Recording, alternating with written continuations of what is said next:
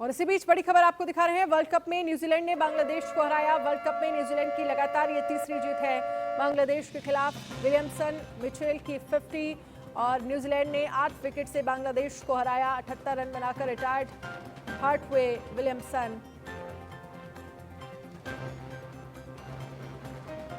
फॉन्ग्यूरसन ने झटके 3 विकेट। बांग्लादेश ने न्यूजीलैंड को आपको बता दें कि 246 रन का टारगेट दिया था। और अब जिस तरह से ये बड़ी जीत जो है वो न्यूजीलैंड को यहाँ पर हासिल हुई है। वर्ल्ड कप में न्यूजीलैंड ने बांग्लादेश को हराया।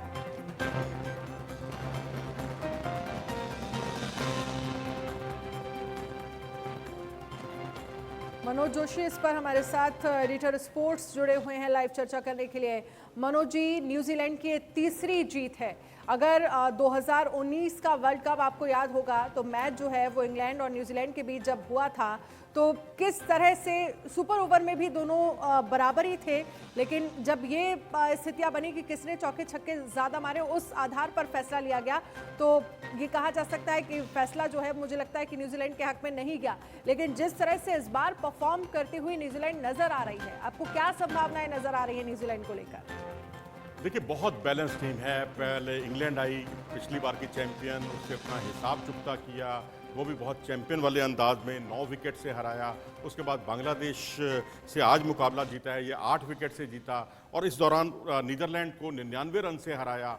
तो एकदम one sided team, one sided match जीत रही है ये टीम। और बॉलिंग हो, बैटिंग हो, फील्डिंग हो, तीनों में आउटस्टैंडिंग है। और ये जो है मतलब आप ये देखिए कि 2015 में और 2019 में जो काम किया था उसने उसी को कैरी फॉरवर्ड किया है। बस खिताब नहीं जीत पाती। अब देखना है कि खिताब से कितना दूर रहती है, खिताब जीत भी पाती है अथवा नहीं, क्योंकि तब भी 2015 में पहले 3 मुकाबले जीते थे, 2019 में भी पहले 3 मुकाबले जीते, यहाँ भी पहले 3 मुकाबले जीते। तो इस तरह से 100% जो इस टीम का रिकॉर्ड है वो बहुत कुछ बयान करता है। जी बिल्कुल। और इसके साथ ही अगर आप बात करेंगे हम बांग्लादेश को लेकर, बांग्लादेश में चूक कहाँ हो गई? और हालांकि बहुत शानदार परफॉर्म करती हुई नजर आई न्यूजीलैंड, हारने का सवाल ही नहीं था।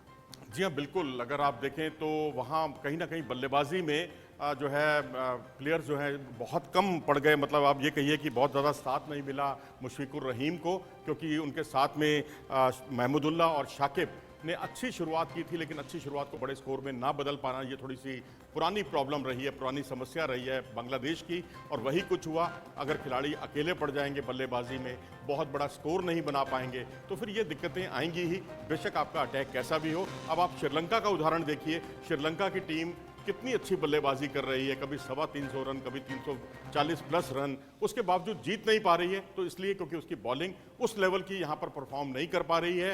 यही बांग्लादेश के साथ है, क्योंकि खेल के एक पक्ष में अगर आप कितने भी अच्छे हो और दूसरा क्षेत्र कमजोर हो की बात तो फिर करें तो आप अच्छा प्रदर्शन एक तरह नहीं से कर सकते। शुरुआत जो है वही मुझे लगता है कि बहुत अच्छी नहीं रही, क्योंकि शुरुआत में ही 67 रन पर ही 4 जो विकेट है वो गंवा दिए। हालांकि शाकिब ने बांग्लादेश को काफी हद तक संभाला।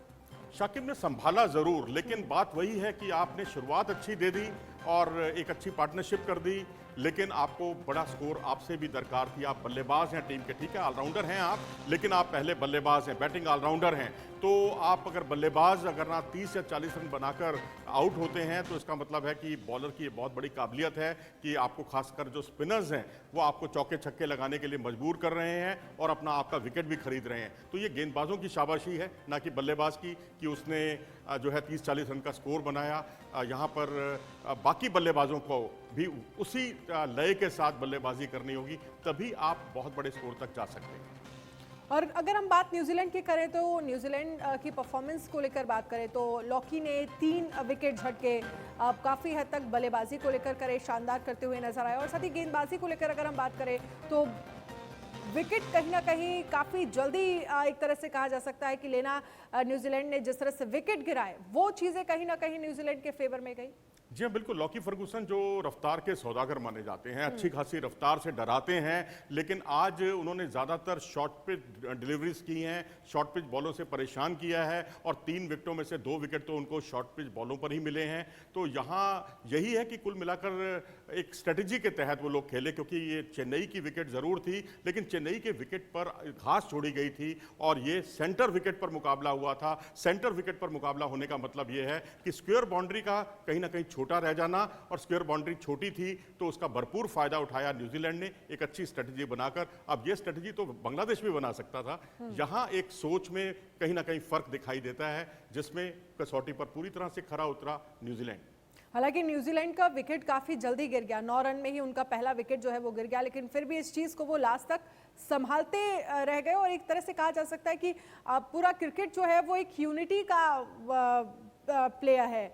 अगर आप यूनिटी के साथ प्ले करेंगे तो इसी तरह का परफॉर्म आप करते हुए नजर आएंगे। जी हाँ, बिल्कुल। आपको इकाई की तरह खेलना होगा, एक यूनिट की तरह अगर आप नहीं खेलेंगे तो फिर बहुत दिक्कत होगी, क्योंकि यहाँ कॉनवे एक ऐसे खिलाड़ी जो कंसिस्टेंट परफॉर्मर हैं, लगातार हर मैच में अच्छा प्रदर्शन कर रहे हैं। यहाँ पर उन्होंने पहले विकेट के लिए पहला विकेट जरूर, जैसा आपने बताया, सचिन रविंद्र का जल्दी गिर गया इस बार, लेकिन केन विलियमसन के साथ जो 80 रन की पार्टनरशिप की, उसने टीम की जीत की एक तरह से आधारशिला रखी। और उसके बाद जो है जो डेरिल मिचेल के साथ जो एक सेंचुरी पार्टनरशिप हुई है, वो कमाल की पार्टनरशिप थी, इसने सारी मुश्किलों को हल कर दिया। और केन विलियमसन जिस तरह से एक्सेलरेट कर रहे थे और जिस तरह से 9 महीने के बाद उन्होंने वापसी की है शानदार तरीके से, उन्होंने कहीं ऐसा एहसास नहीं होने दिया कि वो बिल्कुल वर्ल्ड कप में सीधे उतर रहे हैं बिना किसी प्रैक्टिस मैच के, बिना कोई मैच का एक्सपीरियंस के, क्योंकि लंबे समय बाद वो वापसी की है उन्होंने, वो बहुत कारगर रही। और जब वो धीमे पड़े तब उनको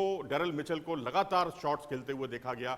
लॉफ्टेड शॉट उनके कमाल थे, mid of, long on, long off के ऊपर से, बॉलर के सिर के ऊपर से उन्होंने जिस तरह की पारी खेली, ताबड़तोड़ पारी खेली, वाकई दिल जीत लिया डेरिल मिचेल ने भी आज। बिल्कुल, और जिसके साफ तौर पर ये नजर आता है कि जो पूरा गेम है वो यूनिटी है, और वो यूनिटी जिस टीम में नजर आती है वही हमने देखा है कि अभी तक मैच जीतता हुआ नजर आया। लेकिन कल का मुकाबला अपने आप में बेहद खास होने वाला है, महामुकाबला भारत और पाकिस्तान के बीच, और जिसको लेकर लोगों में एक्साइटमेंट जो है वो अभी से शुरू हो गई है। क्योंकि आज कुछ देर पहले भी हम मनोज जी आपसे चर्चा कर रहे थे और वहाँ की तस्वीरें भी हम देख रहे थे, किस तरह से लोग अपने पूरे बॉडी पर टैटू कराकर वहाँ पर पहुँच रहे हैं। तिरंगे का टैटू है, किसी के बॉडी पर विराट कोहली का टैटू है, कोई बेंगलुरु से आ रहा है तो कोई दिल्ली से पहुँच रहा है। एक अलग ही एक्साइटमेंट जो है वो नजर आता है भारत पाकिस्तान को लेकर। जी हाँ, बिल्कुल। भारत पाकिस्तान मुकाबला, और वो भी अगर आईसीसी टूर्नामेंट में हो, वर्ल्ड कप में हो, तो उसका जो है मज़ा कई गुना बढ़ जाता है।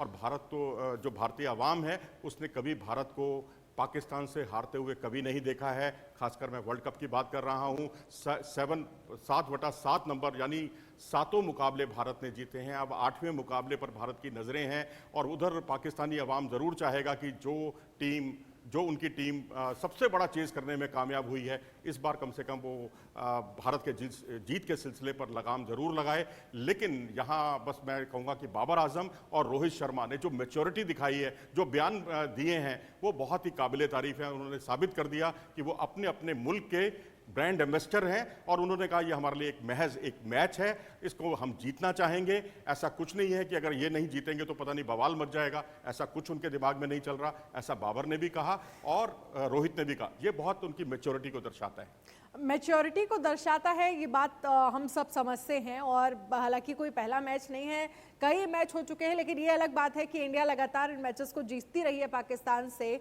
लेकिन एक अलग तरह का प्रेशर ज़रूर टीम में देखा जाता है, दोनों ही टीमों में, अगर भारत और पाकिस्तान के बीच मैच। और दूसरा मैं आपसे ये समझना चाहूँगी कि जब हम देखते हैं अहमदाबाद में टीम खेलेगी और वहाँ की पिच को लेकर दोनों टीमों के लिए आप क्या चुनौतियाँ देख पा रहे हैं?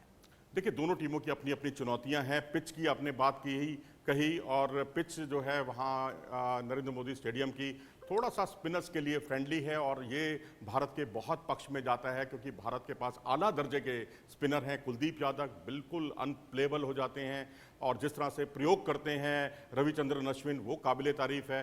कैरम बॉल तो है ही उनका एक हथियार, उसके अलावा उन्होंने रिवर्स कैरम बॉल जो डेवलप की है, जिसमें गेंद आती है ऑफ साइड से और उसके बाद सीधी निकल जाती है, तो ये काफ़ी शेन वॉर्न की जो फ्लिपर है उसके काफ़ी करीब है। और इसके अलावा रविंद्र जडेजा ने जो पहले पहले मुकाबले में इंग्लैंड के खिलाफ जो शानदार गेंदबाजी का प्रदर्शन किया, गति परिवर्तन और साथ ही जो लेंथ में जो बदलाव किया समय समय पर, उसका उन्हें पारितोषिक मिला। लेकिन वहीं अगर आप पाकिस्तान की बात करेंगे तो पाकिस्तान के स्पिन बॉलिंग में बिल्कुल हाल बेहाल हैं।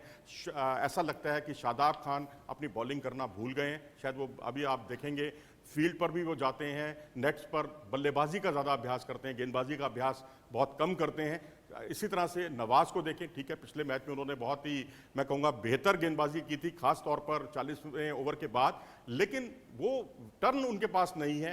मैं सच कहूँ तो अंतर्राष्ट्रीय स्तर की आज बॉलिंग उनके पास नहीं है। कभी यहाँ पर सईद अजमल हुआ करते थे, कभी दोनों मुश्ताक, शक्लन मुश्ताक और मुश्ताक अहमद ये हुआ करते थे, और जिन पर नाज हुआ करता था सईद अजमल के अलावा दानिश कनेरिया, और पुराने दौर में अगर हम चलें तो वहाँ अब्दुल कादिर, जिन पर पूरी दुनिया अशश करती थी, वहाँ स्पिन बॉलिंग के ऐसे हाल बेहाल हो जाएं तो ये वाकई बिल्कुल समझ से परे है।